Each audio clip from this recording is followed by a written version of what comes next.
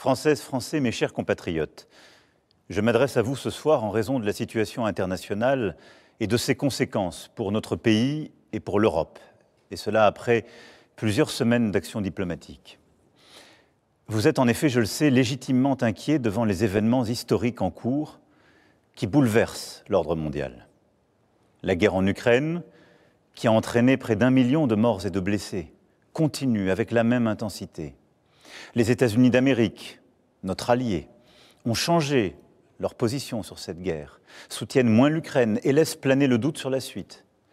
Dans le même temps, les mêmes États-Unis d'Amérique entendent imposer des tarifs douaniers aux produits venant d'Europe. Enfin, le monde continue d'être sans cesse plus brutal et la menace terroriste ne faiblit pas. Au total, notre prospérité et notre sécurité sont devenues plus incertaines et il faut bien le dire, nous rentrons dans une nouvelle ère. La guerre en Ukraine dure maintenant depuis plus de 3 ans. Nous avons, dès le premier jour, décidé de soutenir l'Ukraine et de sanctionner la Russie. Et nous avons bien fait, car c'est non seulement le peuple ukrainien qui lutte avec courage pour sa liberté, mais c'est aussi notre sécurité qui est menacée. En effet, si un pays peut envahir impunément son voisin en Europe, alors personne ne peut plus être sûr de rien, et c'est la loi du plus fort qui s'applique, et la paix ne peut plus être garantie sur notre continent même. L'histoire nous l'a enseigné. Au-delà de l'Ukraine, la menace russe est là et touche les pays d'Europe, nous touche. La Russie a déjà fait du conflit ukrainien un conflit mondial. Elle a mobilisé sur notre continent des soldats nord-coréens, des équipements iraniens, tout en aidant ces pays à s'armer davantage. La Russie du président Poutine viole nos frontières pour assassiner des opposants, manipule les élections en Roumanie, en Moldavie. Elle organise des attaques numériques contre nos hôpitaux pour en bloquer le fonctionnement. La Russie tente de manipuler nos opinions avec des mensonges diffusés sur les réseaux sociaux. Et au fond, elle teste nos limites. Elle le fait dans les airs, en mer, dans l'espace et derrière nos écrans. Cette agressivité ne semble pas connaître de frontières.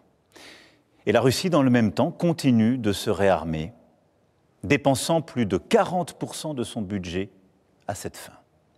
D'ici 2030, elle prévoit d'encore accroître son armée, d'avoir 300 000 soldats supplémentaires, 3 000 chars, 300 avions de chasse de plus. Qui peut donc croire, dans ce contexte, que la Russie d'aujourd'hui s'arrêtera à l'Ukraine? La Russie est devenue, au moment où je vous parle et pour les années à venir, une menace pour la France et pour l'Europe. Je le regrette très profondément. Et je suis convaincu qu'à long terme, la paix se fera sur notre continent avec une Russie redevenue apaisée et pacifique. Mais la situation que je vous décris est celle-là et nous devons faire avec. Alors face à ce monde de danger, rester spectateur serait une folie. Il s'agit, sans plus tarder, de prendre des décisions pour l'Ukraine, pour la sécurité des Français, pour la sécurité des Européens. Pour l'Ukraine d'abord. Toutes les initiatives qui aident à la paix vont dans le bon sens et je veux ce soir les saluer. Nous devons continuer d'aider les Ukrainiens à résister jusqu'à ce qu'ils puissent négocier avec la Russie une paix solide pour eux-mêmes et pour nous tous. C'est pour cela que le chemin qui mène à la paix ne peut pas passer par l'abandon de l'Ukraine. Bien au contraire. La paix ne peut pas être conclue à n'importe quel prix et sous le diktat russe. La paix ne peut pas être la capitulation de l'Ukraine. Elle ne peut pas être son effondrement. Elle ne peut pas davantage se traduire par un cessez-le-feu qui serait trop fragile. Et pourquoi? Parce que là aussi, nous avons l'expérience du passé. Nous ne pouvons pas oublier que la Russie a commencé d'envahir l'Ukraine dès 2014 et que nous avons alors négocié un cessez-le-feu à Minsk. Et la même Russie n'a pas respecté ce cessez-le-feu. Et nous n'avons pas été capables de maintenir les équilibres, faute de garanties solides. Aujourd'hui, on ne peut plus croire la Russie sur parole. L'Ukraine a droit à la paix et la sécurité pour elle-même, et c'est notre intérêt, et c'est l'intérêt de la sécurité du continent européen. C'est en ce sens que nous travaillons avec nos amis britanniques, allemands et plusieurs autres pays européens. C'est pourquoi vous m'avez vu ces dernières semaines rassembler plusieurs d'entre eux à Paris, aller les retrouver il y a quelques jours à Londres pour consolider les engagements qui sont nécessaires à l'Ukraine. Une fois la paix signée, pour que l'Ukraine ne soit pas à nouveau envahie par la Russie, il nous faut le préparer. Cela passera à coup sûr par un soutien à l'armée ukrainienne dans la durée. Cela passera aussi peut-être par le déploiement de forces européennes. Celles-ci n'iraient pas se battre aujourd'hui, elles n'iraient pas se battre sur la ligne de front, mais elles seraient là, au contraire, une fois la paix signée, pour en garantir le plein respect. Dès la semaine prochaine, nous réunirons à Paris les chefs d'état-major des pays qui souhaitent prendre leurs responsabilités à cet égard. C'est ainsi un plan pour une paix solide, durable, vérifiable, que nous avons préparé avec les Ukrainiens et plusieurs autres partenaires européens, et que j'ai été défendre aux États-Unis il y a 15 jours et à travers l'Europe. Et je veux croire que les États-Unis resteront à nos côtés. Mais il nous faut être prêts si tel n'était pas le cas. Que la paix en Ukraine soit acquise rapidement ou non, les États européens doivent, compte tenu de la menace russe que je viens de vous décrire, être capables de mieux se défendre et de dissuader toute nouvelle agression. Oui, quoi qu'il advienne, il nous faut nous équiper davantage, hausser notre position de défense, et cela pour la paix même, pour dissuader. À ce titre, nous restons attachés à l'OTAN et à notre partenariat avec les États-Unis d'Amérique. Mais il nous faut faire plus, renforcer notre indépendance en matière de défense et de sécurité. L'avenir de l'Europe n'a pas à être tranché à Washington ou à Moscou. Et oui, la menace revient à l'Est. Et l'innocence, en quelque sorte, des 30 dernières années, depuis la chute du mur de Berlin, est désormais révolue. À Bruxelles demain, lors du Conseil extraordinaire qui réunira les 27 chefs d'État et de gouvernement avec la Commission et le président du Conseil, nous franchirons des pas décisifs. Plusieurs décisions seront prises que la France proposait depuis plusieurs années. Les États membres pourront accroître leurs dépenses militaires sans que cela soit pris en compte dans leur déficit. Des financements communs massifs seront décidés pour acheter et produire sur le sol européen des munitions, des chars, des armes, des équipements parmi les plus innovants.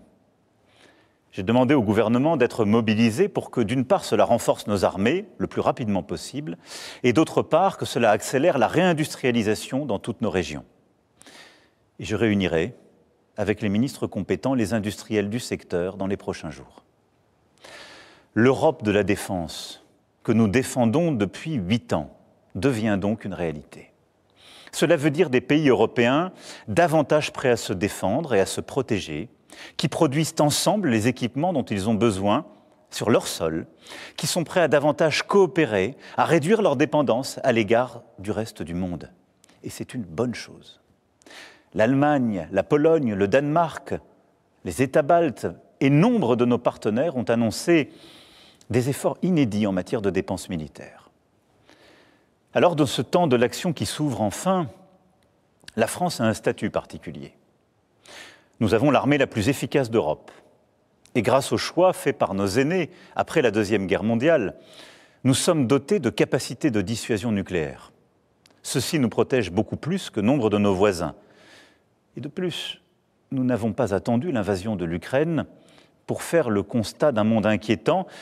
Et à travers les 2 lois de programmation militaire que j'ai décidées et que les parlements successifs ont votées, nous aurons doublé le budget de nos armées en presque 10 ans.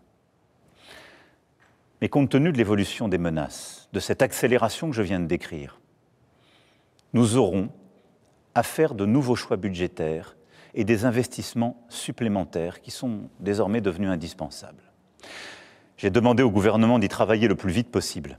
Ce seront de nouveaux investissements qui exigent de mobiliser des financements privés, mais aussi des financements publics, sans que les impôts ne soient augmentés. Pour cela, il faudra des réformes, des choix, du courage. Notre dissuasion nucléaire nous protège. Elle est complète, souveraine, française de bout en bout. Elle a, depuis 1964, de manière explicite, toujours joué un rôle dans la préservation de la paix et de la sécurité en Europe. Mais répondant à l'appel historique du futur chancelier allemand, j'ai décidé d'ouvrir le débat stratégique sur la protection par notre dissuasion de nos alliés du continent européen. Quoi qu'il arrive, la décision a toujours été et restera entre les mains du président de la République, chef des armées. Maîtriser notre destin, devenir plus indépendant, nous devons y œuvrer au plan militaire, mais aussi au plan économique. Oui, l'indépendance économique, technologique, industrielle et financière sont des nécessités. Nous devons aussi nous préparer à ce que les États-Unis décident de tarifs douaniers sur les marchandises européennes, comme ils viennent de le confirmer à l'encontre du Canada et du Mexique.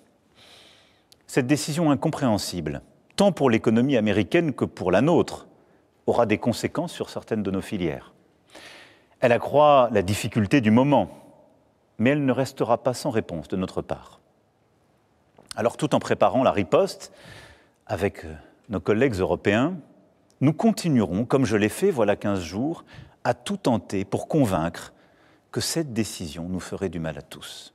Et j'espère, oui, convaincre et en dissuader le président des États-Unis d'Amérique. Au total, le moment exige des décisions sans précédent depuis bien des décennies. Sur notre agriculture, notre recherche, notre industrie, sur toutes nos politiques publiques, nous ne pouvons pas avoir les mêmes débats que naguère. C'est pourquoi j'ai demandé au Premier ministre et à son gouvernement, et j'invite toutes les forces politiques, économiques et syndicales du pays à leur côté, à faire des propositions à l'aune de ce nouveau contexte. Les solutions de demain ne pourront être les habitudes d'hier. Mes chers compatriotes, face à ces défis et ces changements irréversibles, il ne faut céder à aucun excès. Ni l'excès des va-t-en-guerre, ni l'excès des défaitistes. La France ne suivra qu'un cap, celui de la volonté pour la paix et la liberté, fidèle en cela à son histoire et à ses principes. Oui, c'est ce en quoi nous croyons pour notre sécurité, mais c'est ce en quoi nous croyons aussi pour défendre la démocratie, une certaine idée de la vérité, une certaine idée d'une recherche libre, du respect dans nos sociétés, une certaine idée de la liberté d'expression qui n'est pas le retour des discours de haine, au fond une certaine idée de l'humanisme. C'est cela ce que nous portons et qui se joue. Notre Europe possède la force économique, la puissance et les talents pour être à la hauteur de cette époque. Et que nous nous comparions aux États-Unis d'Amérique et a fortiori à la Russie, nous en avons les moyens. Nous devons donc agir en étant unis en Européens et déterminés à nous protéger. C'est pourquoi la patrie a besoin de vous, de votre engagement. Les décisions politiques, les équipements militaires, les budgets sont une chose, mais ils ne remplaceront jamais la force d'âme d'une nation. Notre génération ne touchera plus les dividendes de la paix. Il ne tient qu'à nous que nos enfants récoltent demain les dividendes de nos engagements. Alors nous ferons face, ensemble. Vive la République, vive la France.